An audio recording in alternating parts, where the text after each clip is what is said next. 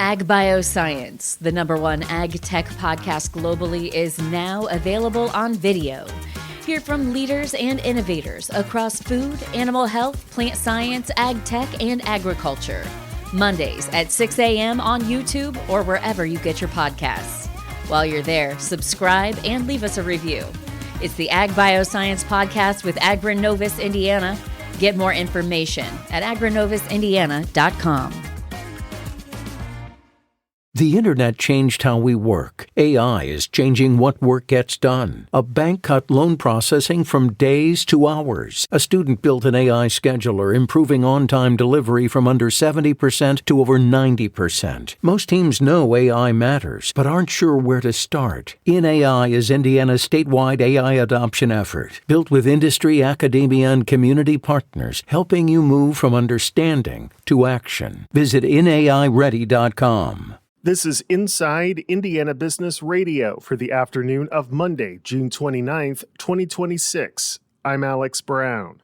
Continued concerns over rising input costs led to another decline in farmer sentiment in May, according to the latest Purdue University CME Group Ag Economy Barometer. Michael Langmeyer, director of the Center for Commercial Agriculture at Purdue, said the decline was largely tied to weaker perceptions of current conditions. More than half of producers identified input costs as their biggest concern overall, while nearly half said those costs are the primary factor limiting improvement in their farm's financial performance. Purdue said a lower percentage of respondents indicated that U.S. policy is headed in the right direction.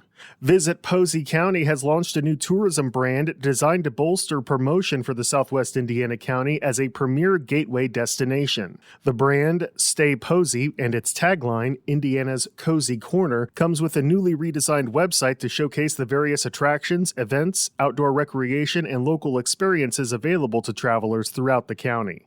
Gross assessed values for commercial, industrial, and residential properties collectively rose nearly 10% across Indiana from 2025 to 2026 in the latest state data.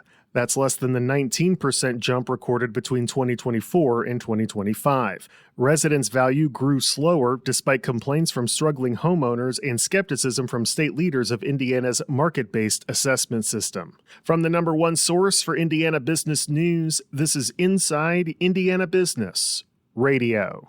Thanks for listening to this IBJ Media podcast.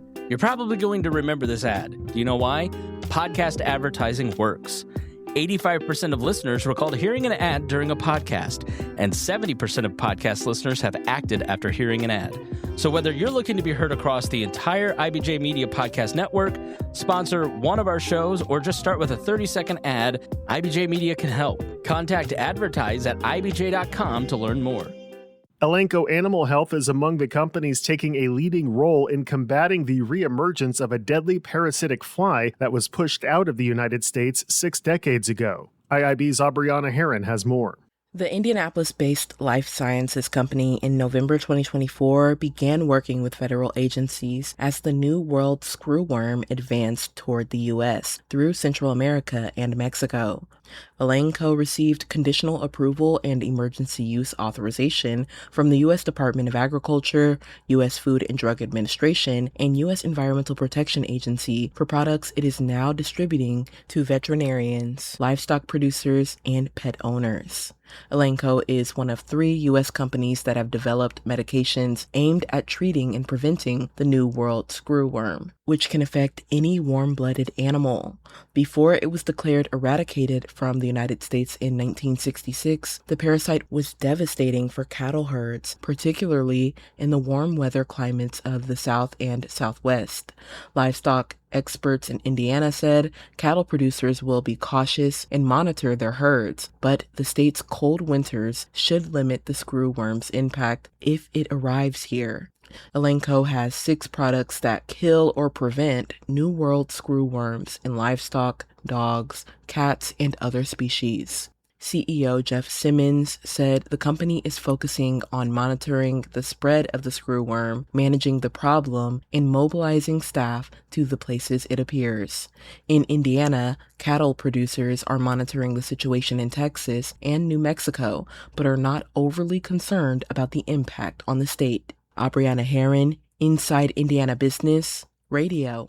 Terre Haute-based Gibson Development and O'Laughlin Hospitality Group are once again partnering on a Terre Haute restaurant, this time an iconic bar downtown. The Copper Bar will undergo a reimagining, featuring new food and beverage menus while continuing to honor the bar's legacy. The Copper Bar opened in 2006, its name inspired by the antique Copper Bar in the Marine Room Lounge in what was then the nearby Terre Haute House 3 Hotel. The bar is expected to close this week for the changes and reopen in early August.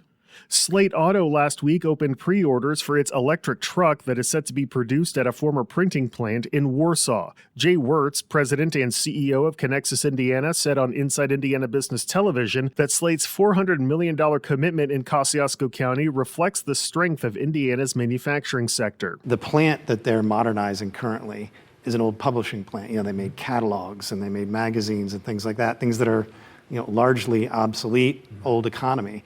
So this shows the flexibility and adaptability of Indiana's manufacturing center, where they're going to take that facility and it's going to make some of the most modern new economy products in the world. Slate expects to deliver its first Slate trucks in the fourth quarter. When fully operational, the plant is expected to employ about 2,000 people. St. Mary's College President Katie Conboy is this week's guest on the Business and Beyond podcast with Gary Dick, presented by PNC, a weekly conversation with high-profile Hoosiers in business, sports and entertainment, and beyond. Available now on the IBJ Media app or your favorite podcast provider.